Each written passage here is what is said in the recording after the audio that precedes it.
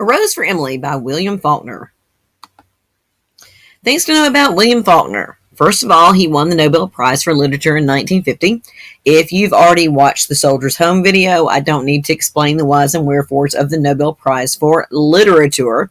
If you haven't watched the Soldier's Home video, watch the Soldier's Home video. Okay. He was a native of Mississippi.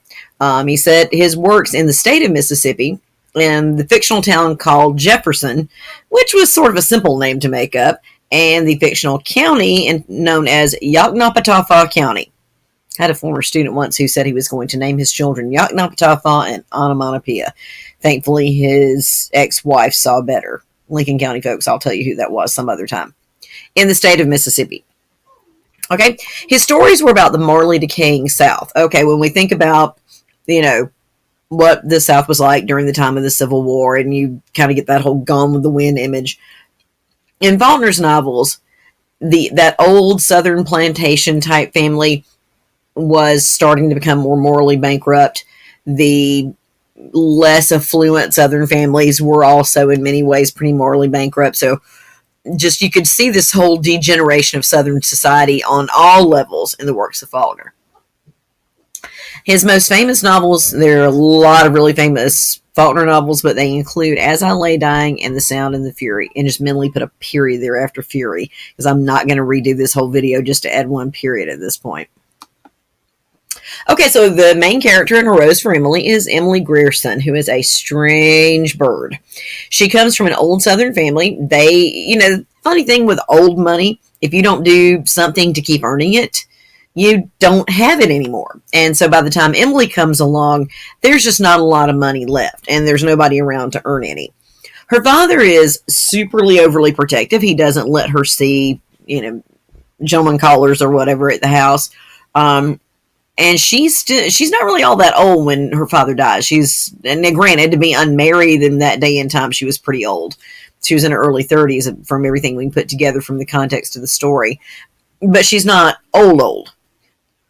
So certainly 30-something is not old, I promise you. Emily has a very strong sense of denial, and we see that come out early in the story. Now, keeping in mind, early in the story actually is an episode that happened later in her life, but we see various places where she's in denial about something she doesn't want to accept. And we see the ultimate way that plays out when we get to the very end of the story. She's always a little bit different, and by the time that she is in her older years and she passes away, she's very eccentric, very different. The relationship between Emily and her father. Her mother died apparently when Emily was somewhat younger. Her father wouldn't let her date. Seemingly, he thought that nobody was good enough for her. Or maybe he just wanted to keep Emily to himself and he didn't want to share her with everybody else. Who really knows? Bottom line was, when father was alive, Emily wasn't getting involved with any men. When he dies, she refuses to accept his death. She just sort of doesn't embrace that reality. And finally, somebody has to intervene, her cousins do, to get her to release the body, because it's basically just going to stay there and decay. So we see the sense that when something is not in her reality and, something that she wants to deal with, she just refuses to accept it. She doesn't let it in. All right. The townspeople don't make her pay taxes for the longest time. Colonel Sartoris, sees to it that she doesn't have to pay taxes after her father's death, because there's just not money for her to pay. The houses in the family, she doesn't have to pay rent or a mortgage or anything like that. There's probably enough around that she can eat and survive and that sort of thing. But she can't pay the taxes. Now, we get the incident years later, that about 30 years after that point, that some towns officials came to see her because they kind of needed money in the town, and they were just sort of letting go of that whole "you don't have to pay your taxes" thing. And her response to it was, "I owe no taxes in Jefferson. See Colonel Sartoris." Again, and reality that Emily hasn't embraced. One, that now they're going to ask her to pay taxes, and two, that Colonel Sartoris has been dead for 10 years. Now, she stonewalls them well enough that they don't make her pay. But here again, we see, and this is, in terms of the chronology of the telling of the story, this is a fairly early event. And so we get another indication of her not being able to accept reality. And then we have Homer Barron. Now, Homer Barron is about as wrong for Emily as any guy could be for a certain type of Southern woman back in the late 19th century. He was a Yankee. Yankees in Mississippi. Who let them in? He was working class, and despite the fact that she didn't have a lot of money, she was still considered, from one of the families in Jefferson. Now, there's a quote in the story that I've gotten a lot of questions about over the years that says, Homer liked men. Now, the way I've always interpreted that is that he just likes to hang out with the guys, and he might enjoy spending some time with Emily, but he's more of a man's man. He likes hanging out with the boys and all that sort of stuff. He doesn't want to be tied down to a woman. There are those who interpret that to mean that Homer was gay. Don't know that I agree with that, but I don't really know that I can argue against that interpretation either. But for whatever the reason, he was not a marrying man. At one point he leaves, comes back to see her, then he disappears again.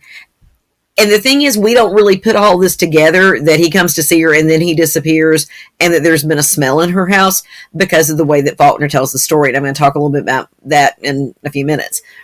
But we don't really know why he disappears. We just assume he's gone back up north.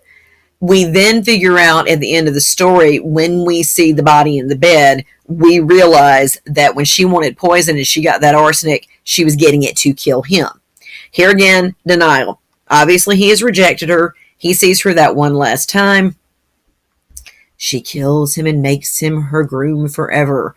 That room upstairs that the body is locked in, we, get the description of the room that it's set up like a bridal suite. So basically what she's done is she's killed him, but in her mind, he's not dead. That sort of is their marriage.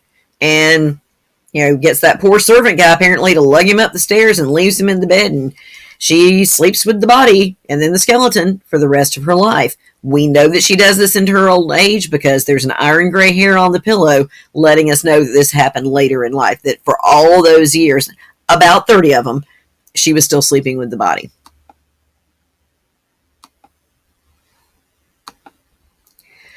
Now, the effect of his telling the story out of sequence and using the flashbacks. Here's the order that we get details in the story. He's dead. She's dead. She won't pay her taxes. Then there's a smell. Then we hear the part about her father dying. Then the Homer Barron episode. Then the arsenic. Then Homer comes back. And note that the arsenic story is told like it was something that happened at some point, but Faulkner is intentionally not clear that it happens around the time that she's rejected by Homer Barron. Okay? Homer returns. Then we move back to Emily's death. Then we find Homer's skeleton in the bed behind the locked door with the iron gray hair on the pillow. So, she's dead at the beginning of the story. We get all these events and kind of this mix master in between, and then we get the end of the story. If we got this told from beginning to end, and it were really clear that Homer broke up with her, and then she bought arsenic, and then there was a smell. If we put it all together that way, then yeah, we figure Homer dumped her, she was upset about it, she got arsenic to poison him, and then there was a smell. The problem is we get the story about the part about the smell well before we get to the part about the arsenic and Homer Barron, so we've kind of stopped thinking about that at this point, which brings us to that place at the end of the story when we see the long strand of iron gray hair on the pillow and go, ugh, and it all kind of fits together what she has done. All right, literary devices that I want you to know from this story. The first device is the frame story. All right, and I don't know if this is one we've used at this point this year or not, but a frame story is basically a story within a story. You have this beginning frame, then you get a story in the middle, and then you come back to that frame at the end of the story. So our frame here is Emily has died, we've had the funeral, we've got to go see what's in the upper room. So we start off with the death, we come back to the opening the door at the end of the story. In the middle, all those events of Emily's life told out of sequence. And we're coming back to style. And I mentioned, here again, you need to have watched your Hemingway, the Soldier's Home video.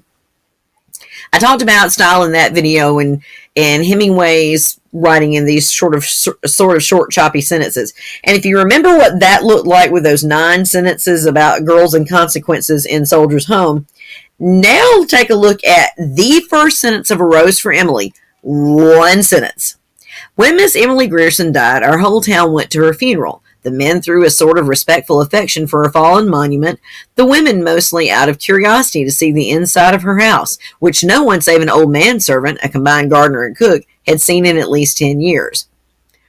In about the same number of words, Hemingway writes 9 sentences, Faulkner writes 1. Rambling. And it's not a comma splice, it's punctuated. So here we are. All right, so if we're looking at two writing styles that are virtually the complete opposite of each other, here you go. William Faulkner, long and rambling. Ernest Hemingway, short and choppy. Okay, so that's about it for A Rose for Emily. Again, if you have any questions, just send them to me through Remind. That's the easiest way to get me.